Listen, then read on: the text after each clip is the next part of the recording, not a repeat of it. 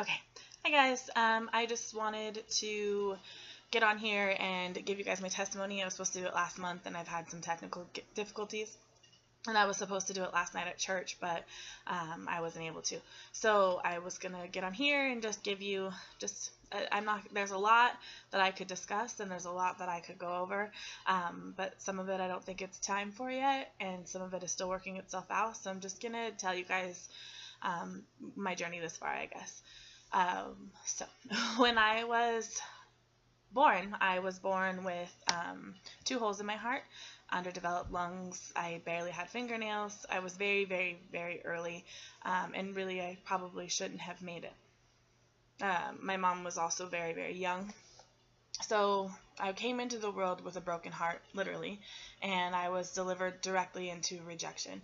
My mom was so scared of being a mom and so scared of being a mom to something so tiny that she didn't really have the capacity to open up to me. So gratefully, my aunt and my grandma kind of filled in the gaps where my mom struggled, and I'm grateful for that. But every little girl needs their mom, and so I definitely had some stuff around that.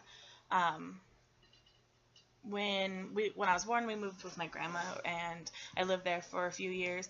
My mom ended up getting married, and we lived together, all 3 of us, in an apartment. And I think I was about 3. And I didn't grow up hearing Bible studies or stories about Jesus or Jesus songs or anything.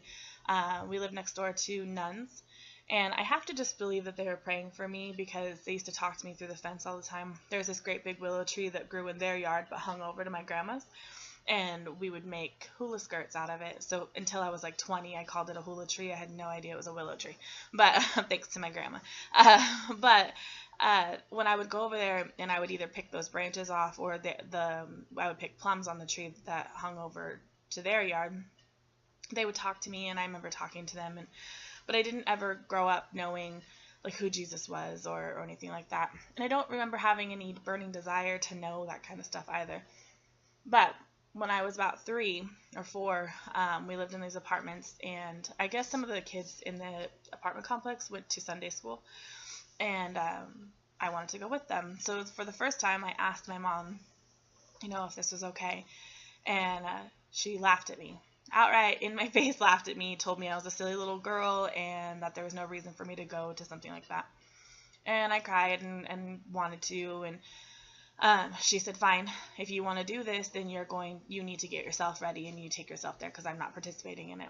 So I did, and I remember getting myself ready and my mom mocking me the whole time, making fun of me for wanting to go to something so silly. So I don't really remember anything about going, other than when I stepped onto the bus. I remember turning around and my stepdad was in the doorway of the apartment watching me, and I just got into the bus, and the bus took us to the church, and there was the whole inside. It looked like a normal bus from the outside. The whole inside was painted with like little kids and the Noah's Ark and stuff like that. That's literally the only thing I remember. But I do remember how my mom treated me about it. And then a few years later, we moved. My first little sister was born. I moved to a house, and it was nice. It was a nice house. It was in a neighborhood where it was kids. My mom was pregnant, and I just remember it being a really good time. We had a pool, and life was normal. And when we had lived in the apartment, there was a lot of fighting. They were screaming at each other all the time, and I don't really remember anything else going on at that point in time. Just that they fought all the time. And I remember one time, they were physical, and I jumped on my stepdad's back and tried to get him to stay away from my mom. And he set me on the couch and told me to stay there. And I got behind the couch and was holding my head and crying. I was praying, I guess. I didn't really know it was praying at the time, but I was just saying I just wanted a normal family. I wanted a family like what was on TV, and where the parents didn't treat each other this way, and where mom wasn't mean. And I remember crying, and I remember somebody coming in from the front door that was behind me and putting their arms around me and telling me that I just had to trust them. And when I looked and saw the person, I didn't know the person, but I just needed that hug so bad that I just nestled into them while my parents finished fighting. And I don't really remember anything else other than that. So a couple years later, we move and we live in this house, and things are kind of steadily getting worse. On the outside, it looked good. We had this home, and my dad worked, and my mom made big dinners, and she had my little sister, and um, we looked good. But inside, the house was unraveling. My mom was getting more and more moody, um, more and more what is that word? Disconnected, and my stepdad couldn't do anything about it because he was working, and um, my sister was born, and I was in heaven. I that was probably the best part of being a little kid, was when my sister was born. She was like a gift to me, and I still was searching for something, even though I didn't really know it. There was a girl that lived next door to me that she was a Mormon, and she went to church every week, and I went to church with her several times. I don't remember anything that was there. I feel like maybe God was protecting me from that, but there was something in me that was searching and didn't know where to look. So I went to church with her. I went to church with this little boy that was in my second grade class. He was a Jehovah's Witness and got made fun of pretty bad because he couldn't celebrate birthdays and things. So I used to sit and eat lunch with him because I felt bad that they were picking on him. He also sucked his thumbs, and when you're in second grade, people are mean. So I used to sit with him at lunch, and he invited me to church, and I remember going to church with him. I don't remember my mom really saying anything about it, but she also didn't encourage it. But I just feel like now, being a Christian, looking back, that I was definitely seeking something. And that continued throughout my life. So we lived in that house. My mom got pregnant again and had my other little sister, Katerina. Shortly after that, we moved into another house that wasn't quite as picturesque, I guess, but it was an older house, and I started not going to school. My stepdad started not being home as often, and they were fighting all the time. My mom started not coming home, and I was left with my little sisters or random people. And when I did go to school, they would always pull me in the office because I smelled and I was greasy. And I remember one time I was in fourth grade, and they called my aunt because I smelled and I was sweaty and gross and I wasn't showering. So my aunt had to come and bring me deodorant and see what was going on at my house. And I remember just being really embarrassed because somebody had to say something, and which meant I didn't notice I smelled that way. But we didn't have hot water, and it was much more important to get my sisters clean than it was myself. So CPS used to come regularly, but we have the system down. My mom trained me very well on what to say and how to act when they were there. But eventually she just stopped caring that they were coming, and the power got turned off. We didn't have any food, and there would be weeks at a time where I would be alone with my little sisters.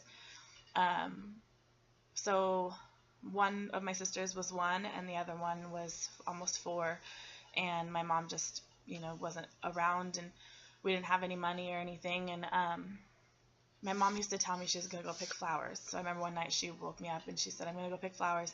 And I don't know how I knew this, if we set it up beforehand, which I was 8, probably shouldn't have, but I knew that when she was going to pick flowers that she was really going to get drugs. And so I kissed her and said okay, and she just never came back. And I don't know how long it was. I was a little kid, so it seemed like forever. I remember food running out, diapers being gone. I remember my sisters crying why they gave them cold baths, and I remember soaking pasta that I had found in the back of a drawer in water so it would get wet. And I remember having a deal with the lady that worked at the gas station that she would give me all the pizza and stuff that didn't get eaten throughout the day. So I would go there every night at like 9 o'clock, and she would give me a bag of food. And sometimes she didn't have any, but I also remember getting a shoebox and leaving my little sisters, who were too little to be left alone, and walking around my neighborhood with a shoebox and telling people that I was collecting money for school for kids in Africa who were hungry. And I think about it, and I think these people probably knew what was going on, but I felt like I had just won the lottery. I remember going grocery shopping by myself. I remember getting diapers, and it wasn't long after that CPS came, and social worker came with the police and got me and my sisters, told me that my mom had been arrested and that she didn't tell them that we were there at the house by ourselves. So it took them a while to figure that out, and we went to a foster home.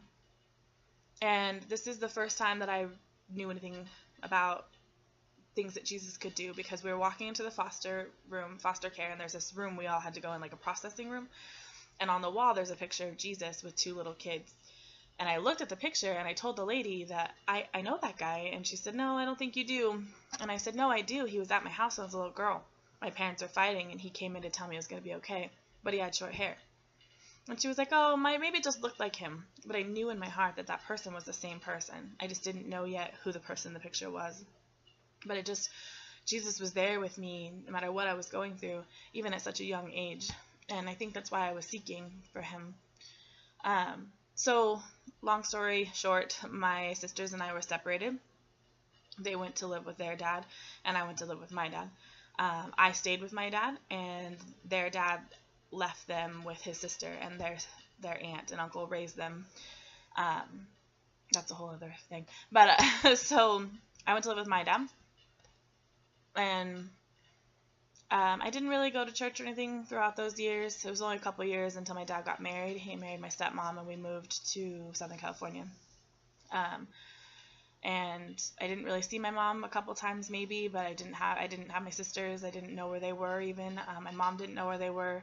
And I talked to my mom maybe 2 or 3 times in that time frame. And then when I was 11, we moved to Southern California, and I was angry. I was mad that my dad got married. I was mad that they moved me away from my mom, and I still told people that I was going to go be with my mom. I mean, I didn't really believe that it was forever, that I wasn't going to have her or my sisters. So when I started high school, I also started going to Catholic church, and I went all 4 years, and I went to every youth group and every fundraiser and church every week, but I couldn't participate in certain things because I didn't do First Communion or the classes. So I always kind of felt like an outcast, like I didn't belong, which I didn't realize at the time, but it kind of compounded like the shameful feelings I had already felt. You know, when I was born, my dad didn't want me and left, and then my mom didn't want me, and where I was raised and how I was taught to do things was through shame. You know, like, you know better, little girl, or don't cry, stiffen up your upper lip. You know, I was pushed to be the strong girl and to be compliant to what people around me wanted. And so being treated the same way by the church, you know, I felt the same way. I was good enough to do fundraisers and pay to go to these events, but I couldn't take communion, or I couldn't meet with the preacher, or, you know. So I just never had an outlet to feel that shame, or to work out that shame. But the people that did the youth group were so loving and kind to me that I just kept going, and my best friends went. And again, I really believe my heart was searching for something. So the people that ran the youth group would pray for me and talk with me, and they would talk to me about Jesus, and but I didn't really understand. I think I was still searching for that feeling, and I didn't understand at the time. I had been through so much, and in my head, realistically, and what I had been told by people, I should have been this bad kid, and this like having sex and getting pregnant and doing drugs and partying based on what I had gone through. And so I always kind of banked on that, like, well, I'm a good kid, I'm not like my mom was, or, you know, I'm not getting into trouble, so I'm good, and I don't have these issues, and I got through it so well, and I'm so strong, and I really believed that.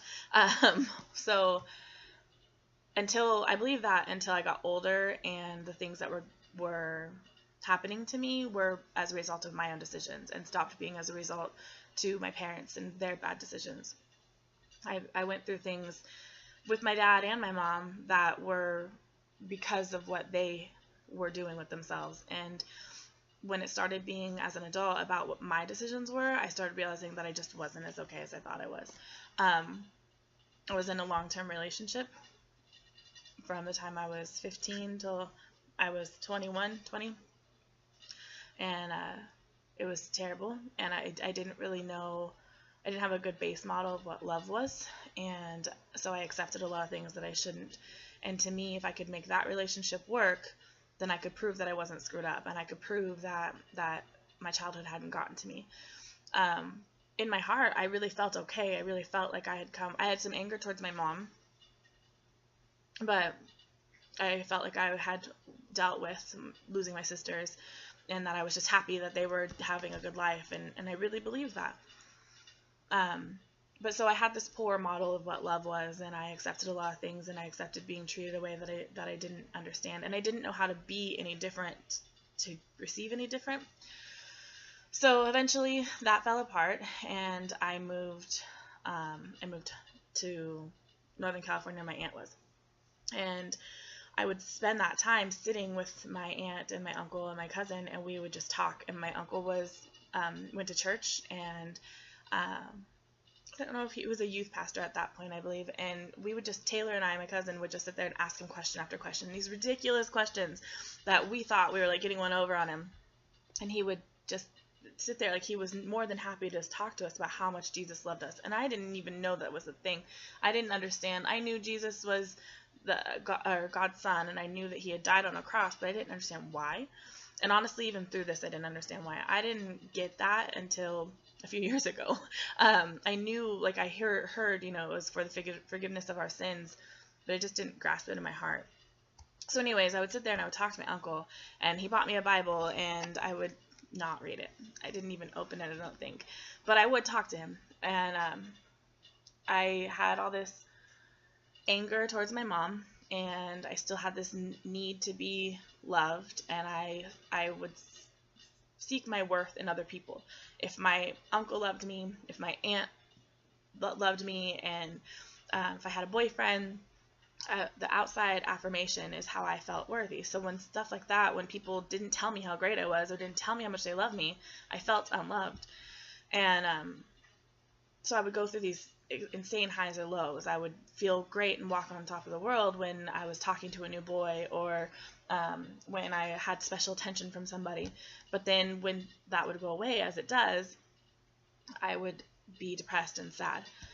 And that probably was a constant throughout my life. But so anyway, so as a result of that need for that, I ended up back with the guy that I had been with, moved back home for probably like 6 months. But there was something different in me, and I had started to understand that God saw me differently. And so when he would treat me a certain way, it felt different to me, and I didn't just take it and just accept it. I learned that I didn't want that. So during this time, I found out my mom had cancer. When I moved back to Southern California, and I was with my ex, and I found out my mom had cancer. I talked to my mom a few times. She'd come to see me, but there wasn't like a substantial relationship. I was called by a family member and asked to come see her and come be with her and walk away from my life and come take care of her. And I said no. And I felt so righteous, like I was doing this great thing because she didn't take care of me when she was supposed to, so I wasn't going to take care of her, and I was going to live my life. And she was sick, and I was angry about it. But then I felt kind of like she brought it on herself. So this guy and I fell apart again, and I needed a place to be because he ended up getting somebody else pregnant. And so I moved away because I didn't want to watch that happen. I wanted nothing more than to be a mom my entire life, and I wasn't going to watch somebody else be a mom with somebody that I loved, or thought I loved. So I ended up moving back. When I came back, my mom was going to church, which I thought was weird. So she asked me to go to church with her and my aunt and my uncle. And I went for her because it was weird to me that she wanted to go. And so we went, and she kind of made it sound like when she said it, like she was going because my aunt wanted to. She said, well, your aunt wants us to go to church with them. And I was like, okay. So I kind of thought maybe my aunt was taking care of her, so maybe she just wanted to, appease my aunt. I didn't have any aversion to church, and I didn't care necessarily, but it was just weird that my mom was going. And I remember sitting there, and my uncle was on the outside, and then it was me, or my aunt, and then my mom, and then me. And I remember listening, and we're worshiping, and I look over, and my mom has both her hands up in the air, eyes closed, and these big tears just streaming down her face. And something in my heart just softened towards her, because I'd never seen her look so vulnerable, and I had never seen her look so at peace either. and she was sick and she was dying, and I didn't care in that moment. Like, it wasn't about that. I could see her connection. I could see that she was soft and she was vulnerable, and I had never seen my mother like that ever. And I really think that God used that to begin to soften my heart. So I moved back here, and after that, my mom and I felt I could never talk to my mom before that, because when I would talk to my mom, she would shut down. She would get mean, and she would tell me to shut up. And so because I had seen her be so vulnerable, I kind of felt more comfortable, and I would talk to her. And for a year, we talked through everything, and I asked her questions, and I asked her why she let my sisters and I go, and why, she just didn't fight for us. And she explained to me, and that we got healing. And God worked through us. She was baptized, and there was so much healing in her that she was able to discuss things and talk about it. And so her and I found this healing place. So when she did pass away, there was no resentment, there was no anger, and just nothing but love and gratefulness for the time we had gotten together. And that is such a huge blessing, because I know people who have lost people, and you can't go back. Once they are gone, you have to find that forgiveness in yourself, and you don't have the luxury of sitting with that person and hearing them say that I'm sorry. And so to know that my mom looked at me and said, I'm so sorry I did that to you, and I'm so sorry that these things happened, that's such a huge gift that God gave me, and it isn't given to everybody. So that in itself just makes me, that was the first thing I realized in my life that God gave me. So that happened. My mom passed away. I was dating a guy when she passed away. There was nothing good or bad about our relationship. There was a lot of being broke and a lot of moving, and we were together for a few years, 3 years. We ended up getting married. And we got married, and not but 2 years after that, he left. And he actually ended up leaving for the same girl that my other ex, the first guy, had a baby with. And they met because of me, because I was going to be forgiving and not hold a grudge, because we had been teenagers, and then they got close. I don't have any anger towards him about it, because I didn't fight for our relationship, and I didn't know how to love, and I was selfish, and I am manipulative in our relationship. Not to say that he was perfect, but I definitely wasn't the kind of wife that was going to attract the kind of man that would have stayed with me. So I didn't really give us a fighting chance, if that makes sense, because if I wasn't in an okay enough place to be selfless like you have to be when you love somebody, and I didn't know what love was. So we only lasted 2 years. We split up. It was fairly quick. Wasn't really dramatic or anything. It was just kind of done. He never talked to me again, and he lives with her. They're married and have children, and I think they're doing really well, from what I understand. So I'm happy. I'm happy that he had that, because I wasn't that at the time. But I felt shattered and broken, and not because him, but because I stood before my whole family. My uncle married us, and I stood before my whole family and told everybody that I was going to love this person forever, and then I couldn't keep him, and I just felt so ashamed. And I didn't want to be the girl that had multiple marriages. I didn't want to be the girl that couldn't keep a man, and I had to face that I wasn't as okay as I thought I was, and that I wasn't as strong as I thought I was, and that I couldn't do it on my own. And I remember I would put my wedding dress on and cry, and it was just a mess. And instead of turning to Jesus like I probably should have, but I didn't realize, I started going out. And my roommate and I started going to the bar every weekend, and I got all kinds of attention, and I justified it because I wasn't sleeping around. So I wasn't being a slut. Sorry, guys, for saying that, but I wasn't. So I didn't feel bad about it yet. But I did end up feeling more and more hollow and more broken. And every Sunday morning when I would wake up from our Saturday night out, I would feel ashamed, even if I didn't do anything. And there were times when I could have been hurt. There were times when I should have been hurt. There were times when really bad things should have happened to me. And they didn't, because my friends were there, and I just feel like God really protected me during that time too. During this whole time, I was still learning slowly but surely. I would go to church occasionally. My next door neighbors attended church all the time, and God was interjecting little things into my life, and some of them weren't received very well. Anything that made me feel shameful, anything that made me feel jealous, I would run from, and I would get angry and hurt and have an attitude because I was good at that. I started dating somebody and found out very soon into our relationship that he was having a baby with somebody else that he supposedly didn't know about.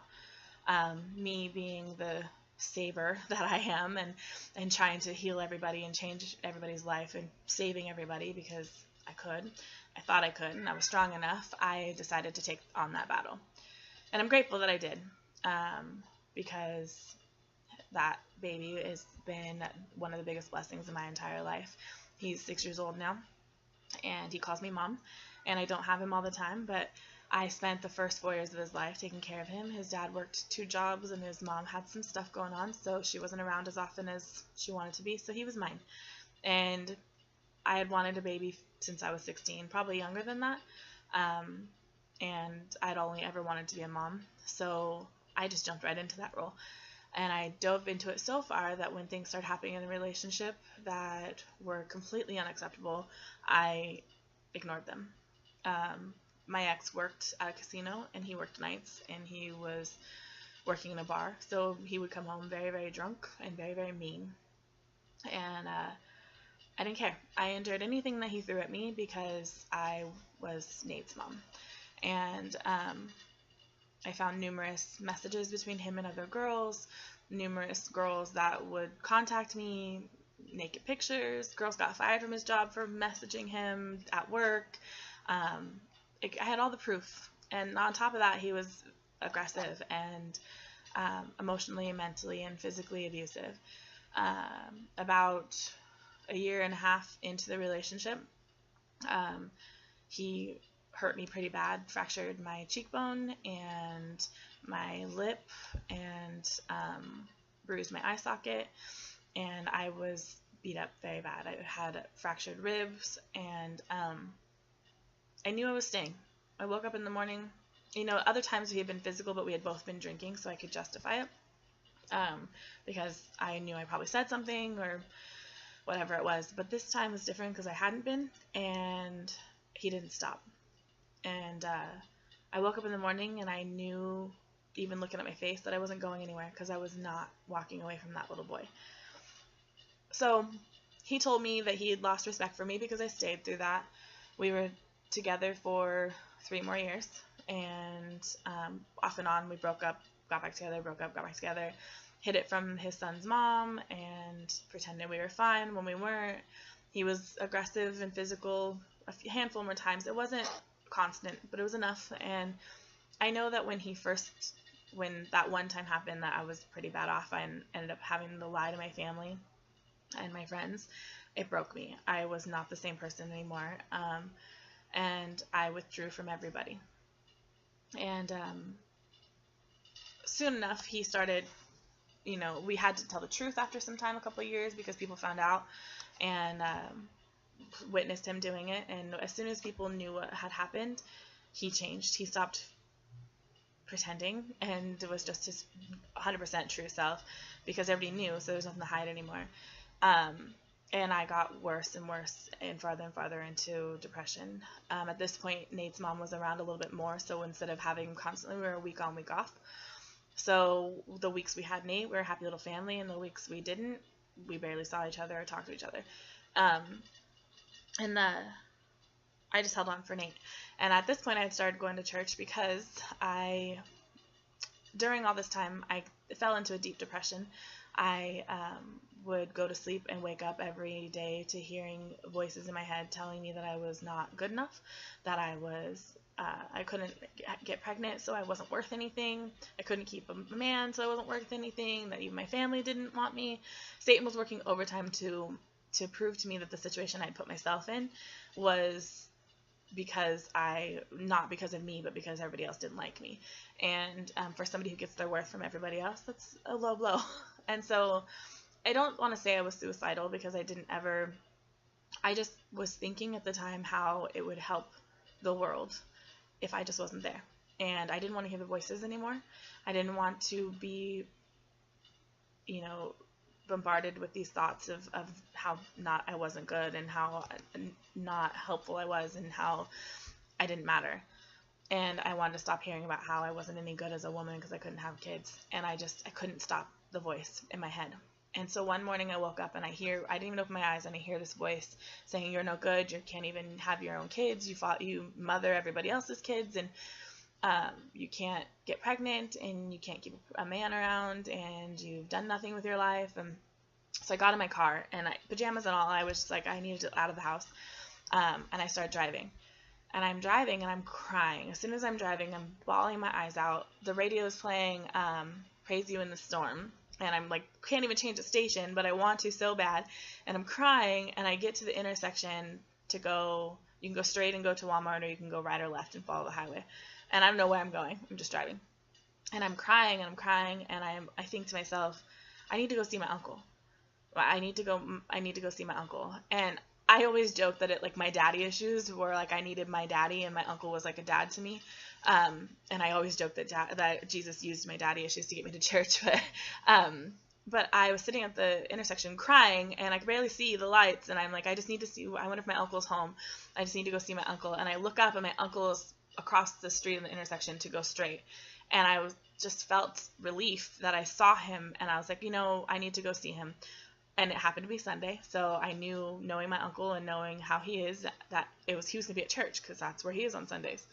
So I go home, and I shower, and I get dressed and ready, and I go to church. And my uncle was preaching, and when I walked in the doors, he's like, oh my gosh, I'm so happy you're here, and he gave me a big hug. And of course, because the way I was back then, I needed that outside attention. I felt so good. Once he hugged me and told me he loved me. And then my aunt got excited to see me, and she hugged me, and people that I did know in the church from coming off and on were so happy to see me. But then I got mad. I got so mad that everybody was happy to see me, but nobody knew how broken I was. And nobody said, oh, honey, let me pray for you, or let me do this for you, or let me talk, do you need to talk? Or nobody even said anything. Everybody just treated me like I was fine. So then I was mad. I'm sitting there, and my uncle's preaching, and he says, the squeaky wheel gets the grease, and unless you tell us that you have a problem, we don't know. And I was just like, oh man, I always put on a brave face. I always pretend I'm okay. So how is anybody going to know that I'm not when I always am, right? So that started I started going to church, and shortly after that I was saved, and a year after that I was baptized. After 3 years of being in church, I ended up leaving Nate's dad. And one of the things I held on for was to be in Nate's life. And I was so afraid to leave him. I was so afraid to not have him anymore. And so I just kept holding on. But God kept showing me these little signs, these little things, that my ex wasn't saved, and he didn't want to be saved, and he mocked me. And I needed to get to a point where I loved Jesus more than I loved Nate or his dad. And I was praying one time, and I hear, or I feel rather in my heart, God say to me, do you think that you love them more than I do? And I was just like, it hit me that I didn't. And I was keeping Nate's dad from whatever God's path was for him. And I was thinking that I could protect Nate better than Jesus could. And so I did. I ended up letting them go. And, I was so sad and broken that they moved to Washington, and I was so scared that I wasn't going to have him anymore. And I get him every vacation he has. His mom and I have a great relationship. I mean, God has just totally worked that in a direction I did not see even possible. And in the midst of all of that, about a year and a half ago, or 2 years ago, I was reconnected with my little sister, which I never thought was going to happen. I mean, 20 years have been gone by, and more than that. And I remember we went to a women's retreat and a couple of years ago, about 4 years ago, and I went down, I got prayer from Lisa Bevere, and I had asked her, I went down for myself. I went to go pray for my reproductive issues, and I ended up talking about my sister, and I said, I don't want to miss her getting married. I don't want to miss her. I missed everything else, her first kiss, her first dance. I missed all of that. I don't want to miss her wedding or her having babies. I thought I wanted to pretend that I was okay with it, and I'm not. I miss them, and I want to have a relationship with them. And not but 2 years later, 3 years later, I was at her wedding, and she just had a baby 2 months ago, and I'm here for all of it, and we're close, and we talk, and she's a Christian, and I just, with Nate, with the closure with my mom, and having Nate, and having my sisters, I I just, there's no way that Jesus isn't a part of my life. I could never deny that anymore, because he's done so much for me on top of healing me completely. Before I was baptized, I had cervical scarring from some stuff that had happened to me. I had 12 cysts on one ovary and 9 on the other. I had scar tissue in my heart because I was born so early. I had 2 holes in my heart, and I had asthma all through my younger kid years. And I just went to doctor, got baptized, went to doctor a week later, and they couldn't even see any of that. It was gone. I was completely healed from it. The doctor said the only way she knew that stuff happened is because it was in my chart. So I know that, even those times when I feel like maybe that sometimes I forget that Jesus is there for me. Sometimes I feel like I'm floundering. I know I can't, there's no denying it. There's no denying that he has me, and even if I don't see it, because I didn't see him when my sisters got taken from me, and I didn't see him when I was away from, estranged from my mom. I didn't see him when my ex was beating me, and I didn't see him when I thought about my future without Nate. I didn't see him in any of that, and I didn't think, how can we do this? I thought, how can I do this? And it got to a point where I couldn't. And once I got to a point where I couldn't, and I just gave up, and I let go of that rope, Jesus grabbed the rope for me. And I know there's times now where I feel lost, and I don't feel as connected as I want to, and I don't know the right thing to say or do, and I don't feel all the love in the world, and I feel alone. But the difference is that I know now that I'm not. Even when I don't see him, he's there, because he always has been. And I am by no means a perfect person at all. I still rely on old ways first, and I go to Jesus second most of the time. But I just, undeniably, he has had me from the day I was born. I should have died.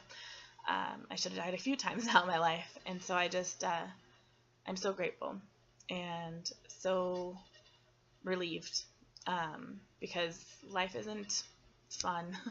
And there's a lot of stuff that happens, and when you know that the end result isn't about a bunch of years compiled and then you laying in your bed, with no family around you, because I've seen that. I was a CNA, and I don't know how many of those older people die by themselves because they feel like a burden. And so it makes you kind of jaded, because you feel that life is for nothing. But when you're living life for Jesus, it's not for nothing. When you see somebody get saved because you were brave enough to put your hand out, or when you see somebody walk into church because you were brave enough and you called on Jesus to work in you and to say something that you definitely didn't want to, but you see them walk into church and you know how that's going to change their lives, you cannot deny it anymore. And I just wanted to tell you guys a little bit of where I came from. Like I said, there's so much more in there, and I've already been talking for 40 minutes, and there's so much more, but I don't know if that speaks to you at all, but I want you guys to know that I have been through so much, and Jesus has brought me through so much, and I'm here to talk to for any of you, and I'm always here to pray for you guys. So let me know if you guys need anything. Message me. Some of you have my number. Text me. That's what this whole page is about. If you have any questions about my story, I'm happy to answer them for you. But yeah, so that's my story, and I hope you guys have a good rest of your day, and God bless you.